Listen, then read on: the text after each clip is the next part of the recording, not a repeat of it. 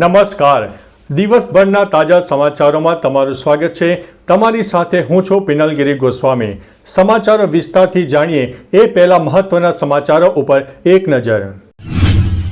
ચાલો જોઈએ 9 ફેબ્રુઆરી 2026ના ગુજરાતના મુખ્ય સમાચાર. ગુનાખોરીથી લઈને સામાજિક પહેલ સુધી ચાલો જોઈએ આજના મુખ્ય બનાવો કયા છે. સૌથી પહેલા વાત કરીએ કાયદો, વ્યવસ્થા અને કેટલાક વિવાદોની. અમદાવાદ એરપોર્ટ પર દુબઈથી આવેલા એક પેસેન્જર પાસેથી સોનું પકડાયું છે. આ સોનું અંડરવિયરમાં છુપાવેલું હતું અને તેની કિંમત છે 96 લાખ રૂપિયા. બીજા ગુનાઓમાં રાજકોટમાં ચોરી અને ફાયરિંગ તો વલસાડમાં હુમલાના બનાવો બન્યા. અમદાવાદમાં ભારે વિરોધ પછી હું નથુરામ ગોડસે નાટકના શો રદ કરવા પડ્યા. રાજકોટ ભાજપમાં એક વિવાદાસ્પદ ચેટ વાયરલ થતાં રાજકારણ ગરમાયું છે. કોડીનારમાં મતદારોના નામ કમી કરવાના મુદ્દે કોંગ્રેસે ઉગ્ર વિરોધ કર્યો છે. એક કલાકારના વિડીયો પછી ગેનીબેન ઠાકોરે સામાજિક બંધારણનું પાલન કરવા અપીલ કરી. હવે વાત કરીએ શાસન અને જનજીવનને લગતા સમાચારોની. પીએમ મોદીએ પરીક્ષા પે ચર્ચામાં ગુજરાતના વિદ્યાર્થીઓ સાથે ખાસ વાતચીત કરી. ક્રિકેટ રસિકો માટે સારા સમાચાર. T20 વર્લ્ડ કપ માટે અમદાવાદ મેટ્રો મોડી રાત સુધી દોડશે.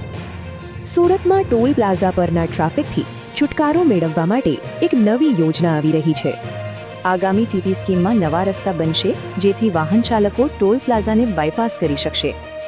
ખેતરોમાં વીજ પોલ નાખવાના મામલે ખેડૂતો ગાંધીનગરમાં મુખ્યમંત્રીને મળ્યા.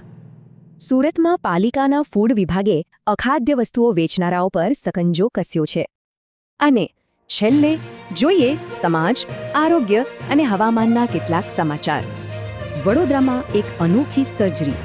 ડોક્ટરોએ બાળકની શ્વાસનળીમાંથી LED બલ્બ બહાર કાઢ્યો. અમદાવાદમાં હવે પાલતુ શ્વાનોને પણ મળશે સન્માનભેર વિદાય. શ્વાન મુક્તિ ધામ શરૂ થયું.